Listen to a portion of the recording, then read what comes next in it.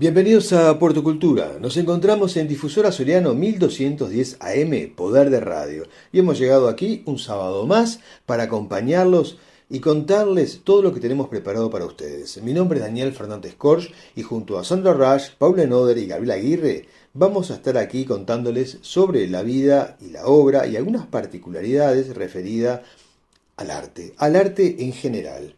Porque de eso se trata Puerto Cultura, este espacio entre el cielo, la tierra, el arte y vos que nos estás escuchando ahí. Para aquellos que recién se están acercando a la radio, les cuento que si no es por la línea normal, nos pueden escuchar a través de la página web www.difusorasoriano.com.uy y recuerden que después el programa es subido a YouTube para que lo puedan volver a disfrutar y también lo puedan compartir. Iniciamos el primer segmento del día de hoy, que es Expresión Viva, solo que hoy no va a estar con nosotros Sandra Rush, que está con un día de licencia. En su lugar me dejó libre para que pueda comunicarles algo que preparé para ustedes. O sea que dentro de Expresión Viva, digamos que tenemos este otro subespacio que se llama la caja de Pandora, que es, digamos, como el comodín que tenemos para todos los programas donde poder sorprenderlos con algo a último momento. Hoy en la caja de Pandora vamos a hablar sobre algo que seguramente todos habrán escuchado, sea en la literatura como también en la música, y es sobre el plagio. El plagio permitido y el plagio no permitido. ¿A qué me refiero? Lo que primero debemos entender es que todas las historias son subjetivas y la verdad absoluta es, yo diría que muy difícil de encontrar. Está más que demostrado cómo una historia se transforma creativamente y está permitido en lo literario para ser devuelto al público bajo otra perspectiva. ¿Se entiende? O sea, lo que es muy distinto a copiar casi literalmente un texto y presentarlo como algo nuevo. Esto ha sucedido muchas veces y hubo obviamente que juicios por derechos de autor, por plagio. Y esto es lo que no se debe hacer, el copiar otra obra. O sea, ni una obra entera, aunque les parezca mentira, esto ha sucedido, no se puede copiar un capítulo, una carilla, nada. O sea, hay que ser muy criteriosos al momento de abordar un proyecto literario y no caer en un problema así, ¿no? A veces el plagio es consciente, y es consciente y deliberado.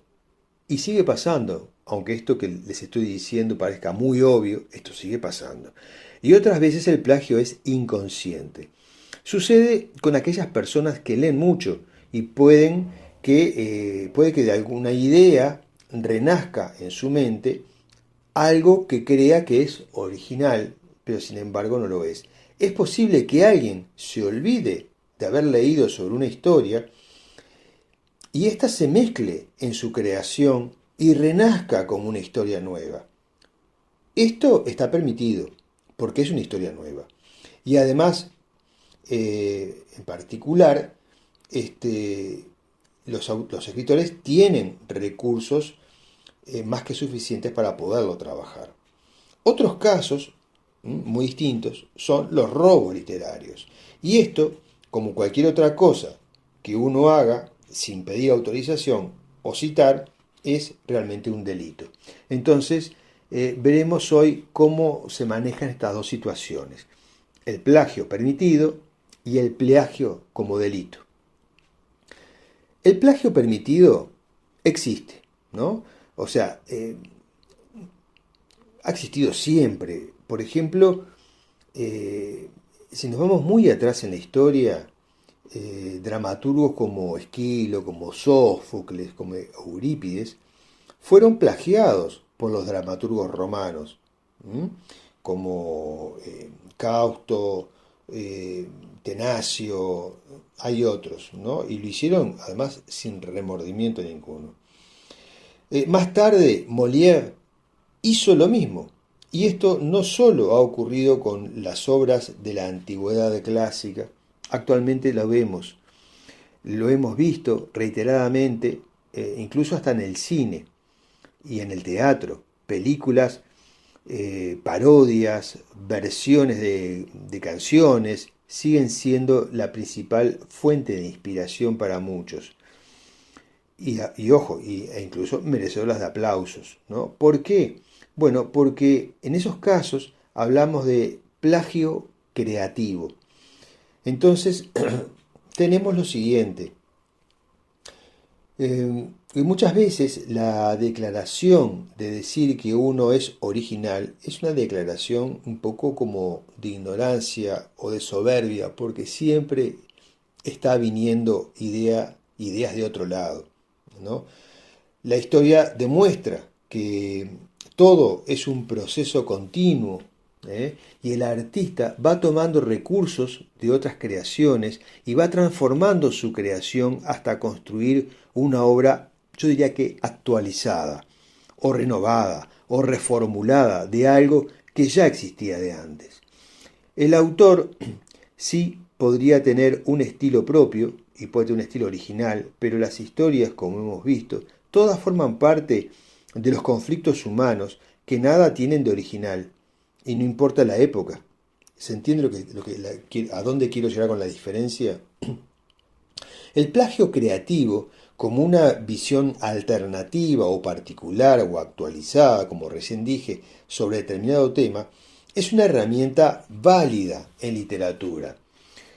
Eh, o sea, una nueva realidad puede ser interpretada de distintas maneras y mientras ésta sea tratada oportunamente o inteligentemente con características actuales, la historia, aunque haya sido tratada antes, es también válida. ¿Se entiende? Eh, Puede ser escrita desde todos los ángulos posibles que sea necesario, pero siempre bajo una mirada actualizada. En cambio, eh, o mejor dicho, el cambio del punto de vista del narrador es un tema o será un tema de interpretación siempre subjetiva del autor. Eh, Al transformar, por ejemplo, una fábula o una leyenda, no podemos permitir cambiar el final. O sea, podemos agregar personajes o hacer que la historia sea contada por un personaje secundario existente. Eso puede ser también. Por ejemplo, es válido escribir un cuento del lobo feroz, por ejemplo, del lobo feroz y Caperucita, pero es válido escribir, como quería decir recién, un cuento bajo la perspectiva, por ejemplo, del lobo, ¿no? O sea, de, de qué, cuál es la interpretación del lobo hacia Caperucita. O sea, podemos cambiar ese tipo de puntos de vista. Y eso es totalmente válido y podemos hacerlo muchas veces, incluso obviamente hasta con el cuento, como lo estoy diciendo, ¿no? Caperucita y el lobo, pero contado por el lobo. Y poniendo a Caperucita, que Caperucita lo persiguió por todo el bosque, queriéndolo cazar para comerlo. Eso es válido. Parece ridículo, pero es válido. ¿Eh? Aún con los personajes y obviamente si tuvimos que ilustrarlo, también con las ilustraciones correspondientes. En síntesis, es posible escribir una historia alterna, es posible contar otro final, es posible trasladar la historia a otra época. La del lobo feroz y Caperucita la podemos trasladar a la época actual. Podemos hacer a Caperucita llamando al 911 para que la vengan a salvar del lobo feroz. Y que vengan, yo qué sé, la policía en un helicóptero y que le tiren un rayo láser al pobre lobo. O sea, todo eso podemos contarlo y eso no va a ser un plagio. Es una historia alternativa. O esto es lo que se llama, lo que vengo diciendo desde el principio, lo que es el plagio creativo. El otro aspecto es el plagio como plagio. O sea, si alguien toma una obra ya publicada y la reescribe con alteraciones mínimas, esto ya es un delito. ¿Tá? Si lo publica y lo firma con su nombre, bueno, ahí no está reconstruyendo una obra con variantes justificadas o cumpliendo un objetivo literario, está realmente copiando, está robando. Ese es el delito. Esto es lo mismo que ir y robarse una bicicleta, robar un auto o robar una billetera. Ese es el problema. ¿Ah? O sea que ahí está la gran diferencia. Por eso, y además siempre es importante que uno, si va a contar algo que ya fue contado o lo está citando dentro de la obra, y está en un libro y está publicado, al final tiene que poner un asterisco y al final tiene que poner que lo dicho en tal página pertenece a la obra de fulano de tal, de la editorial tal, que fue publicado el año tal. O sea, eso es así. ¿Tá? Por eso es la gran diferencia entre el plagio permitido, que es el creativo, y el plagio como delito o el plagio no permitido. Bien amigos, hasta aquí podemos ir redondeando lo que es este subsegmento de la caja de Pandora dentro de la columna de expresión viva de nuestra amiga y escritora Sandra Rush, quien además dentro de muy poquito tiempo van a tener novedades porque va a salir un nuevo libro de Sandra Rush al mercado, un libro que va a estar en todas las librerías, que no se pueden perder y que es un libro increíble. Continuamos en Puerto Cultura, en Difusora Soriano 1210 AM, e ingresamos al segundo segmento del programa de hoy, que es Los secretos de la lírica, a cargo de la conocida soprano Gabriela Aguirre, integrante de la agrupación Lírica Montevideo, donde se está presentando en el Ateneo de Montevideo un jueves al mes y además en otros lugares del país y fuera del país. Hoy Gabriela Aguirre nos va a contar sobre la obra muy conocida que es El Barbero de Sevilla, una ópera con música de Rossini, un clásico, cuyo entorno es muy jocoso y fue estrenada en el año 1816. Pero bien, todos estos datos Gabriela Aguirre se los va a contar a continuación.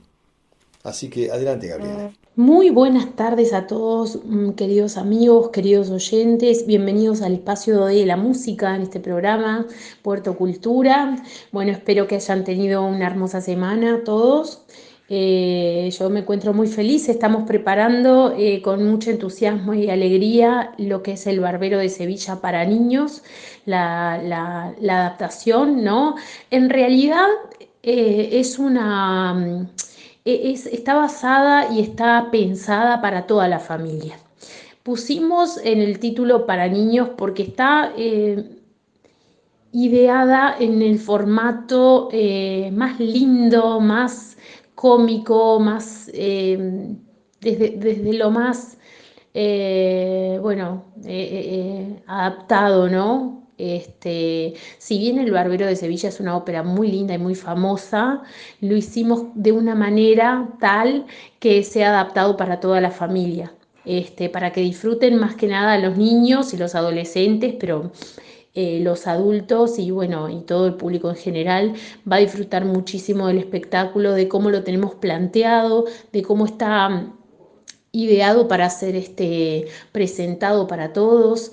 Estamos preparando la orquesta, estamos preparando un guión, tenemos un guionista que es Nicolás Secchi, que es uno de los directores de Ópera Joven, que es un grupo que hay en Montevideo de ópera, que en conjunto trabaja con gente del Sodre.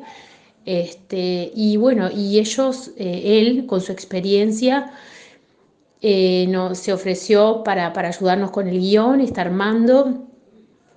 La verdad que nos tiene muy contentos y entusiasmados. El Barbero de Sevilla es un título divino, la verdad, muy ameno para trabajarlo y para presentarlo. Hoy estuvimos en la mañana en casa con el cumpleaños de Ana Durán, que es una de las conductoras, y bueno, y aprovechamos, nos invitaron para cantarle a ella porque hicieron un homenaje, hicieron una conmemoración muy linda.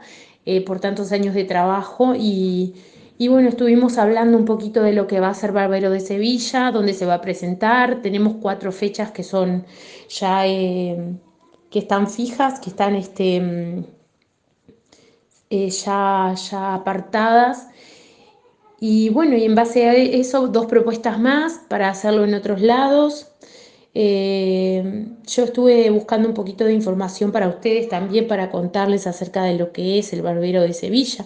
El Barbero de Sevilla es el título original, por ejemplo, en italiano, Il Barbiere di Sevilla, que es una ópera bufa, ¿no? En 2 actos con música de Gioacchino Rossini y el libreto en italiano de Cesare Sterbini, basado en la comedia del mismo nombre. El estreno bajo el título de Almaviva y la precaución inútil tuvo lugar el 20 de febrero de 1816 en el Teatro Argentina de Roma. Es un dato curioso, en realidad que sea en este teatro, porque en realidad todos estos títulos se estrenaban en la Scala de Milán por lo general. La trama relata de las peripecias de una pareja de enamorados integrada por el conde de Almaviva y la joven huérfana Rosina. Bartolo, que es el tutor de la muchacha, bueno, se opone a ese amor porque en realidad se supone que el conde de Almaviva es un muchacho pobre y bueno, Bartolo está ahí como rezongando siempre en el medio para evitarlo. Estos chicos se valen de la ayuda del barbero Fígaro, quien mediante un par de enredos y engaños a Bartolo consigue después poder unir a la pareja, ¿no? En las óperas se destacan 3 áreas: el lago al factotum, una voce poco fa y la calumnia. El lago del factotum es el área conocida, esa que todos hemos escuchado alguna vez, el Fígaro, Fígaro, Fígaro, Fígaro. Entonces, bueno, nada, ese es realmente de una musicalidad muy bella toda la obra, muy llamativa. Está ideado de una manera que todo el tiempo está el espectáculo arriba, dado que se trata de un espectáculo familiar. Entonces, bueno, está todo pensado y apuntado para el entretenimiento desde la primera nota hasta la última. El Barbero de Rossini ha demostrado ser una de las grandes obras maestras de la comedia dentro de la música y ha sido descrita como la ópera bufa de todas las óperas bufas. Incluso después de 200 años, su popularidad en la escena de la ópera moderna atestigua su grandeza, que era lo que les estaba diciendo. Fue una de las primeras óperas italianas que se representaron en los Estados Unidos, estrenándose en el Teatro de Nueva York. Previamente se escribieron otras obras también, pero, pero bueno, en realidad la más conocida, la más famosa, fue El Barbero de Sevilla, de las escritas por Rossini, ¿no? Rossini era bien conocido por ser muy productivo, pues componía 1 o 2 óperas por año a lo largo de 19 años y en algunos años llegó a componer hasta 4. Rossini se había comprometido a escribir 2 óperas para el Carnaval de Roma de 1816. La primera acabó el 26 de diciembre de 1815 y el mismo día comenzó a componer la segunda, para que vean más o menos de la manera que trabajaba Rossini. Era continuamente componiendo y bueno, era como un boom en la época, ¿no? Dedicarse a eso. Los grandes compositores de todos los tiempos están posicionados en esa época, ¿no? Em, bueno, algún dato curioso. Bueno, Sterbini, por ejemplo, le proporcionó la historia del barbero y tan pronto como entregó los versos, Rossini empezó a escribir la música, que quedó terminada en menos de 3 semanas. Su título original era Alma Viva, ¿sí? O sea, o La precaución inútil. ¿no? Para distinguirla del Barbero de Sevilla de Paisiello, porque también había otro Barbero de Sevilla, en la vuelta que se había escrito por este otro compositor. La obertura original se perdió de alguna manera y fue reemplazada por la que había utilizado en sus óperas previas. Y en la escena debajo del balcón de Rosina, el tenor Manuel García introdujo un aria española de su propia autoría que resultó un fracaso, por lo que antes de la segunda presentación Rossini escribió la bella cavatina de Corridente in Cielo, que la sustituyó tomando la melodía del coro inicial de Aureliano y que a su vez era originalmente de otra ópera, ¿no? Este, la verdad que hay muchísima información. Yo me voy a dedicar un par de programas a lo que es el Barbero de Sevilla, porque primero me gustaría contarles el argumento, me gustaría contarles de qué se trata la historia, los personajes.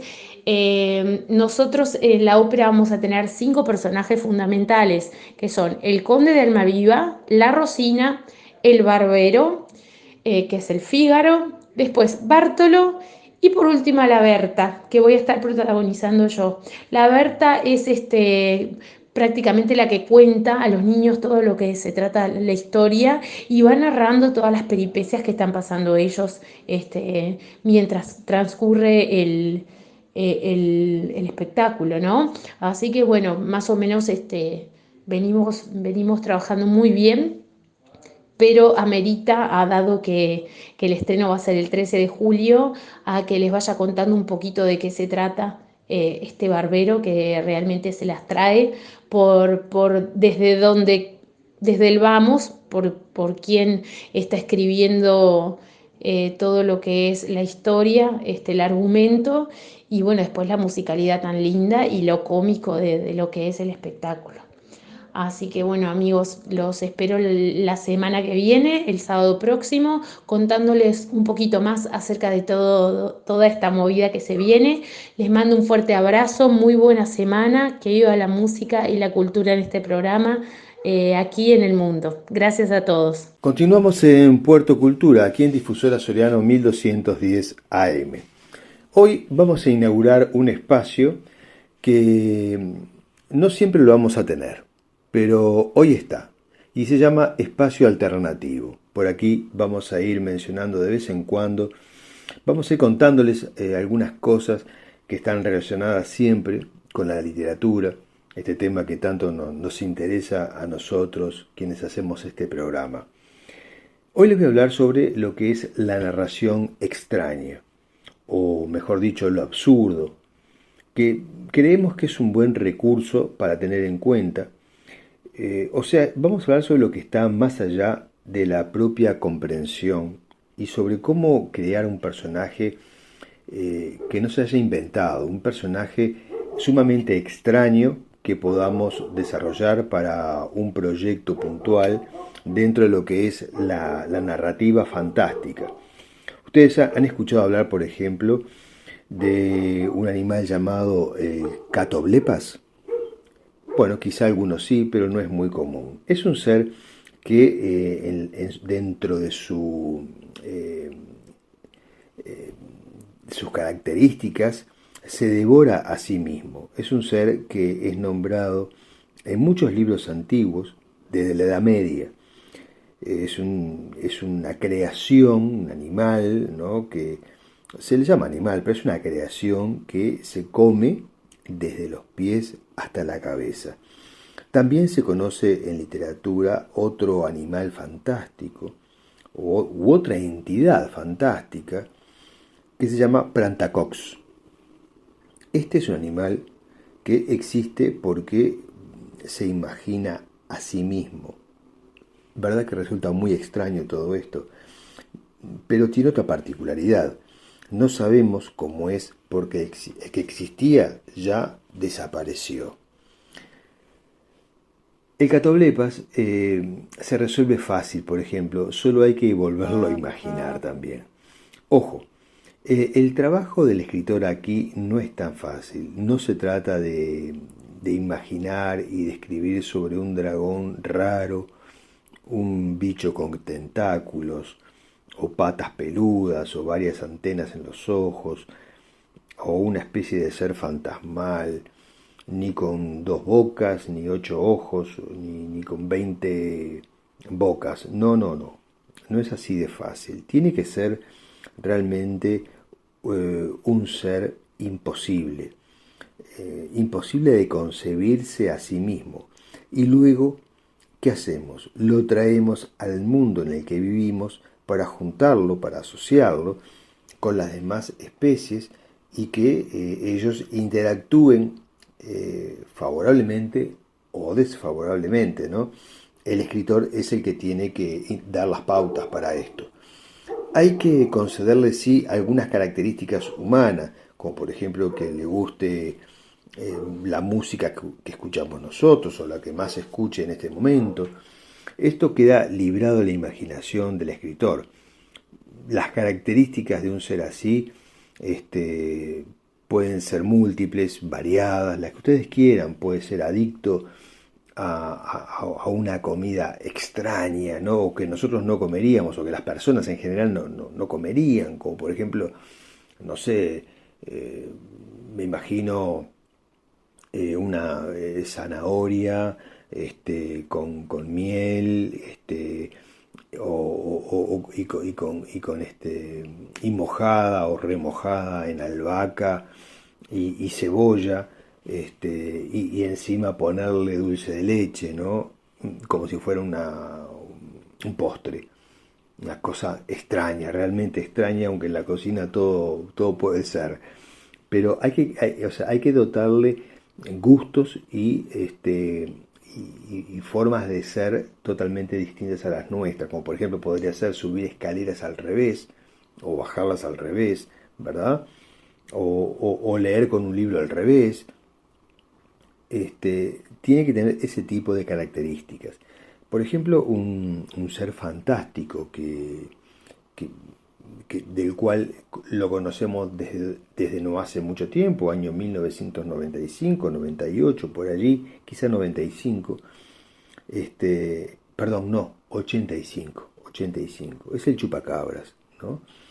No hay fotos reales, sino solo hay dibujos o descripciones según los testigos. Eh, Esto como lo más moderno, ¿no? Después cuando hoy mencioné el catoblepas, esta criatura ya fue mencionada por primera vez en leyendas muy antiguas en Etiopía, en África, y incluso hay un cuaderno de notas de Leonardo da Vinci que lo menciona. También Mario Vargas Llosa lo menciona en la novela Cartas de un joven novelista, donde el escritor le dedica un capítulo. También el escritor romano Plinio el Viejo lo nombra en uno de sus libros en el año del siglo I antes de Cristo. Volviendo a esta criatura más reciente que todos podemos conocer, que es el chupacabras, que le dan como origen extraterrestre, o no, o puede venir de un universo paralelo, no se sabe. Tiene como característica que ataca a otros animales y que fue visto por primera vez en Puerto Rico. También fue visto en Chile, en Estados Unidos, en Rusia, en México, ¿no? La particularidad que tiene este ser es que es hematófago, ¿no? Que se alimenta de sangre, sobre todo de animales. No hemos visto que hayan historias que se alimente de seres humanos. Es un ser con forma humanoide, pero camina como si fuera, no sé, una hiena o un perro. Tiene una hilera de espinas desde la cabeza hasta la punta de la cola. Sus ojos son rojos y muy grandes y también son luminosos. Son seres fantásticos que se relata sobre ellos en literatura o de aventuras o de jóvenes o también de terror, ¿no? Podría ser generado un ser con estas características para una historia de ciencia ficción.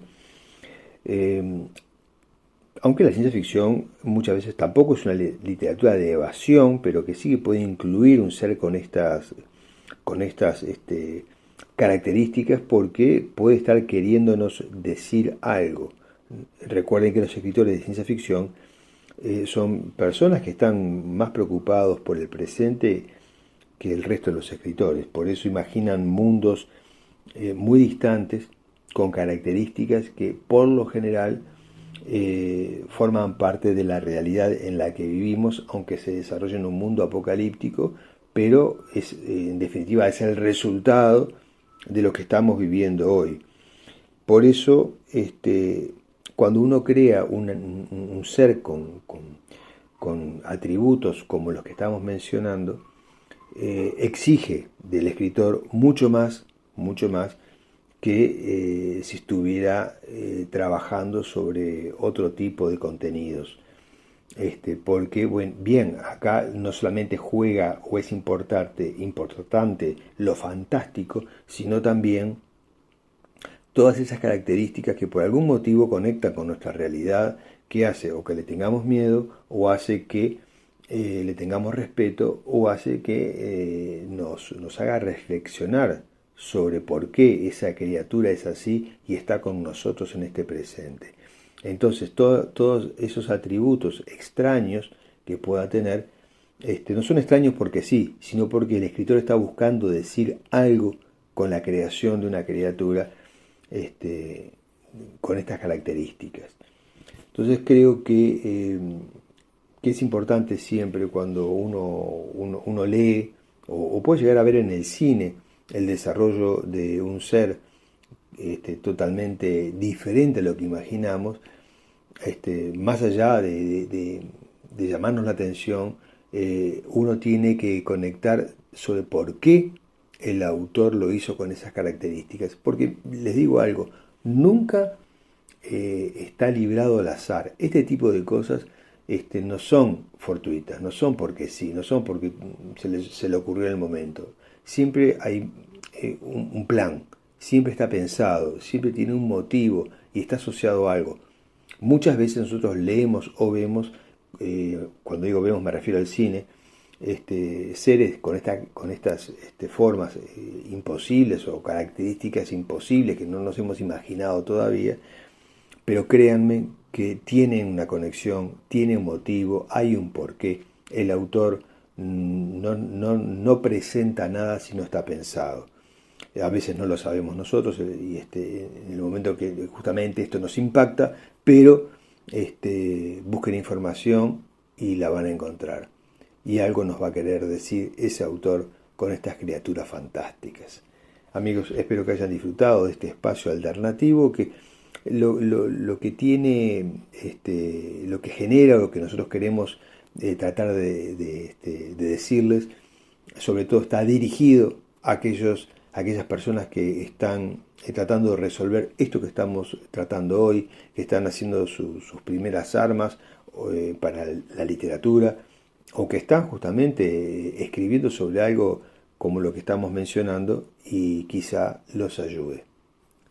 Nos reencontramos la próxima semana en Puerto Cultura. Amigos, continuamos en Puerto Cultura y quedamos siempre reflexionando sobre todo esta historia del mundo de la lírica que nos cuenta Gabriel Aguirre. Pero ahora, en Palabras en Red, recibimos desde Alemania, desde Múnich, a Paula Enoder, quien hoy nos va a contar sobre una escritora que falleció hace relativamente pocos años, que es Edgarda Cadenassi, una poeta con una voz literaria muy particular, porque utilizó un lenguaje muy extraño para lo que es la poesía, porque estaba asociado a temas como la geometría, las matemáticas, yo diría que muy asociado al progreso. Una escritora vanguardista, una escritora que estaba, yo creo que en un nivel diferente de entendimiento de lo que es el mundo creativo para la poesía. Así, hoy Paula nos va a contar sobre la vida de Edgarda Cadenassi. Edgarda Cadenassi Soy una isla que se está muriendo.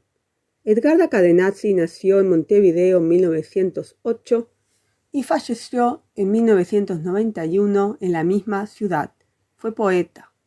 Cursó estudios de magisterio y trabajó junto a Idea Vilariño en la Biblioteca y Museo Pedagógicos. Como señala Juan de Marsilio en De Olvidos y Desmemorias, con el paso de las sucesivas generaciones, la mayor parte de la literatura que se escribe deja de leerse. Siguiendo el criterio de la crítica e investigadora profesora Graciela Mántaras, puede afirmarse que esto ocurre a veces por olvido, esto es, mediando juicios críticos que dictaminan con peor o mejor fundamento que la obra en cuestión es olvidable, o por desmemoria, es decir, porque la obra es lisa y llanamente desatendida. De tiempo en tiempo los olvidos son revisados, basta que un escritor nuevo reconozca entre sus influencias a un autor que la crítica hubiera desestimado. En cuanto a las desmemorias, la cosa es más difícil porque mucho depende de la casualidad. Rastreando archivos en busca de otra cosa, se descubre una alusión, un poema, un cuento breve, y entonces la investigación cambia su objetivo. Tomando en cuenta lo señalado por Juan de Marsilio, vemos que en efecto, la obra de Edgarda Cadenazzi estuvo olvidada y en la desmemoria por muchos años. Por suerte, gracias a los investigadores Javier Costa y Héctor Gómez, con la publicación del libro El tobogán solitario, de Edgarda Cadenazzi, Ediciones y León, Montevideo 2018, el trabajo de esta poeta volvió al presente y dejó de estar en el olvido. Esto mismo afirma Pablo Roca en su reseña del libro, publicada en Brecha en 2018. Hasta los días que corren, Cadenazzi era una imagen doblemente fantasmal. De ella solo podía conocerse algún que otro poema escondido en revistas auspiciadas por la vanguardia hispanoamericana, a lo que se llegaba por favorable azar. Pero nunca, hasta este volumen, había sido posible dar con una foto, ni un dibujo, ni una caricatura de la autora. Ahí vemos lo importante que son las reediciones de libros que han quedado olvidados o que la crítica del momento ha relegado a los anaqueles de la desmemoria. El interés de los investigadores entonces es fundamental para que nuevas generaciones de lectores accedan a libros y autores del pasado. Este es el parecer de Francisco Alves Francese en su reseña del libro que salió en La Diaria. En los últimos 20 años, un conjunto de reediciones a cargo de especialistas han devuelto a las librerías una parte fundamental de la tradición poética uruguaya, que había sido en gran medida, y más o menos a conciencia, dejada de lado por la crítica. En ese sentido, se afirma la importancia de la crítica en sostener o enterrar la obra de una autora. Andrea Arismendi, en el ciclo Letra de Mujer a través de la Biblioteca Nacional de Uruguay, invitan a redescubrir a diferentes autoras uruguayas. Dice que la poesía de Cadenazzi está asociada a las vanguardias de finales de la década del 20. Su obra se vincula con el futurismo por el uso de un lenguaje cargado de referencias a las máquinas y de alusiones numéricas e imágenes geométricas. También se evidencia en su poesía un hondo interés humano y político, así como una preocupación de índole metafísica. Francisco Alves Francese, sobre su poesía, señala que se revela única, sorprendente, aún en sus momentos más previsibles, furiosamente idiosincrática.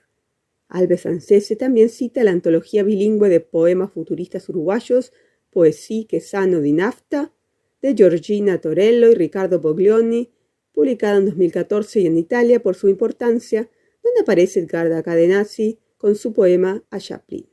Alves Francese afirma que el libro tiene así un gran valor académico y documental, pero también estético.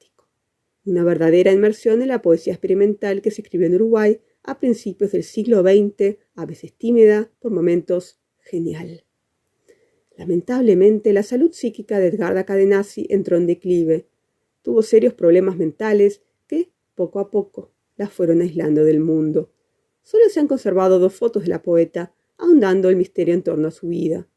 Su periplo de escritura fue muy breve, de 1927 a 1931, pero en esa brevedad escribió unos poemas maravillosos que tenemos que leer.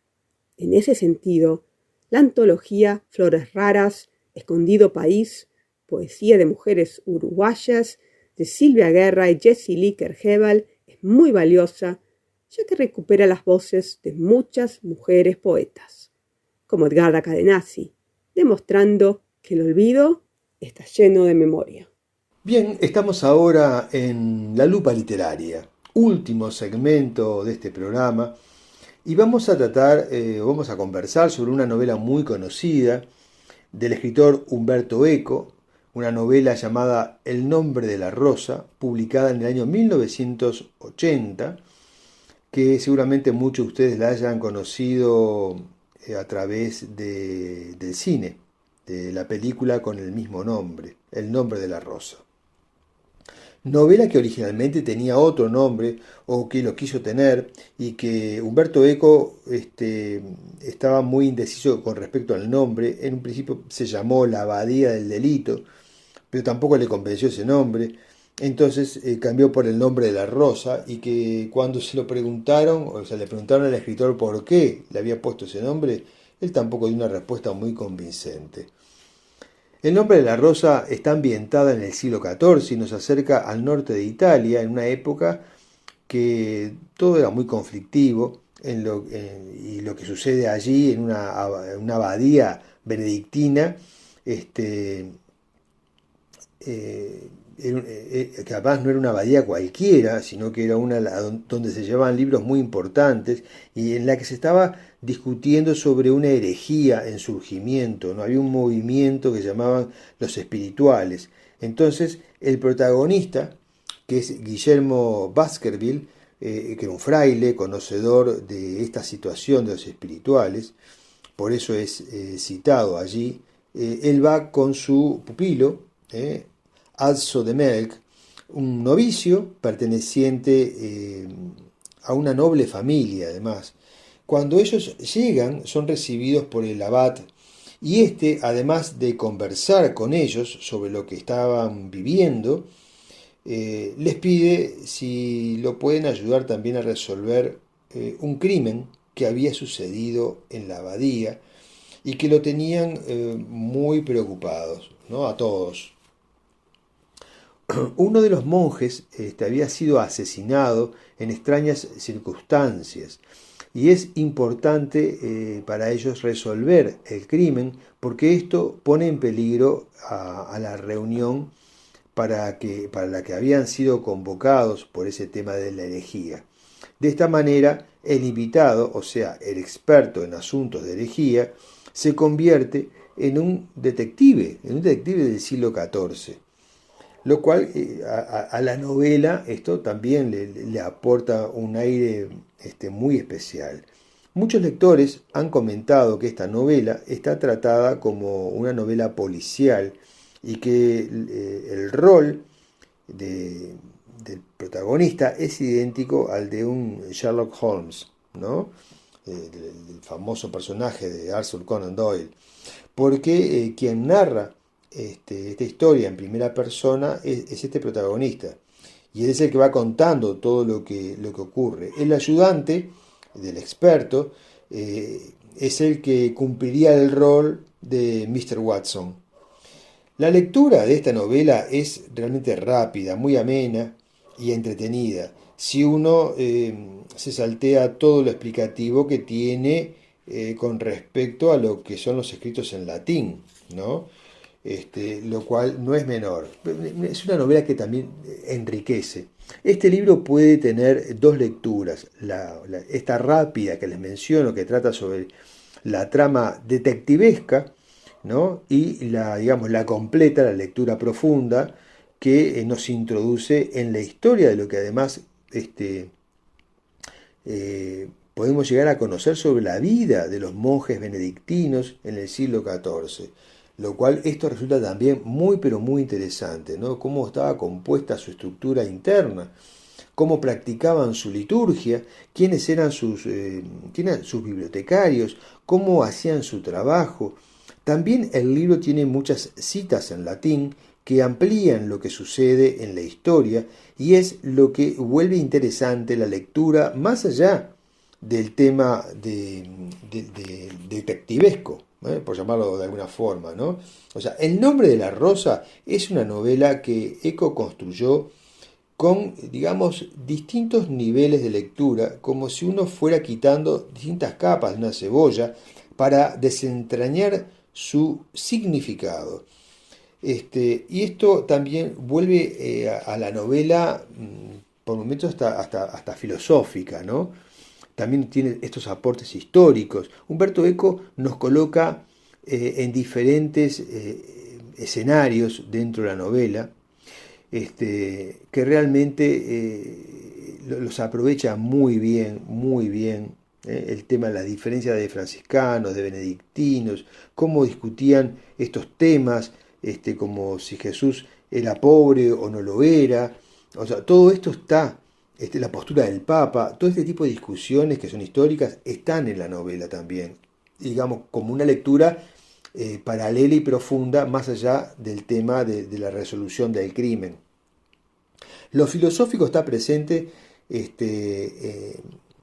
esta historia, y uno ahí puede recrear cómo era la vida en la Edad Media también, y veremos que se habla incluso hasta de filosofía antigua, y nos menciona incluso a Aristóteles, nos menciona a Platón, se habla del concepto de que lo más simple es lo más satisfactorio, y por último se habla también de bibliografía, ¿no? O sea, sobre libros muy antiguos. Todo esto está en la novela y la verdad es realmente un aporte fantástico, histórico, que hace Humberto Eco, ¿m? Más allá de la trama policial, ¿no? que tiene el nombre de la rosa. También hay una parte del libro donde se trata la religión y sobre lo que se habla en este tema de las herejías, que esto es todo real, ¿no? Hablaban sobre, por ejemplo, los cátaros, hablan sobre los judíos. Humberto Eco añadió en esta obra muchos temas relacionados a la época y a los intereses de ese momento que son o están allí para hacer creíble toda la propuesta en la que Eco nos hace introducir como lectores al clima que se respiraba dentro de una abadía del siglo XIV. Una novela muy inteligente, muy bien estructurada, por eso hago hincapié en este tipo de cosas. Creo que El nombre de la rosa permite hacer dos lecturas y depende del interés que cada uno tenga, ¿no? Es una novela muy bien planteada y profunda, en la que Humberto Eco logra, por un lado, entretener y también nos permite conocer la historia. Algo interesante que también les comento es que sus capítulos están distribuidos por los días de la semana y por las horas del día, porque todo lo que ocurre sucede en nada más y nada menos que en 7 días. Y las horas están marcadas según estaban distribuidas en los quehaceres o costumbres de la liturgia del convento en el que se está construyendo toda la historia. En esa época medieval en la que se desarrollan estos acontecimientos tan distintos que maneja Eco, ¿no? Otra curiosidad es que Humberto Eco dice que el manuscrito de esta novela le llega a él el 16 de agosto de 1968, escrito por un religioso, un abad llamado Valet, y que afirmaba que la historia había ocurrido en el siglo XIV en un convento benedictino. Estos escritos iniciales, Eco los tiene, los trabajó y los convirtió en esta asombrosa novela llamada El nombre de la rosa. Hasta aquí, amigos, podríamos ir hablando bastante más, pero me gustaría que esto que yo les cuento fuera digamos, el impulso para que ustedes o busquen el libro para leer, o busquen información también para leer, o vean la película que está muy bien bueno, y logra condensar o sintetizar como película, ¿verdad? Todo lo que Humberto Eco quiso decir en su libro El nombre de la rosa.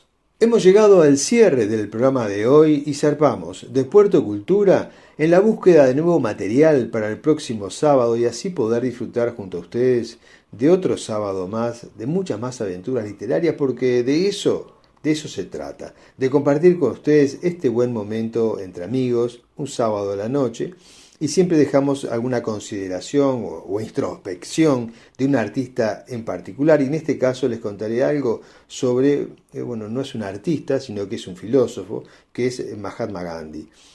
Él dijo algo así como: vive como si fueras a morir mañana y aprende como si fueras a vivir para siempre. Creo que no hay mucho más para agregar a esta frase. Agradecemos a la dirección de Difusora Soriano 1210 AM por permitirnos estar en este espacio y relajarnos y aprender y disfrutar junto a ustedes, porque hemos desembarcado juntos hoy en Puerto Cultura. Agradecemos también al equipo de producción que nos ayuda para que este programa salga al aire. Me despido, mi nombre es Daniel Fernández Cors y en nombre de Sandra Rash, de Gabriela Aguirre y de Paula Enoder, le damos las gracias por acompañarnos y también saludamos a nuestros amigos en el residencial Ricardo J. Braceras que siempre están allí. Nos encontramos la próxima semana aquí en Puerto Cultura, un espacio al resguardo del olvido. Pero no se vayan, continúen allí porque las noches de los sábados es de Difusora Soriano. Adiós.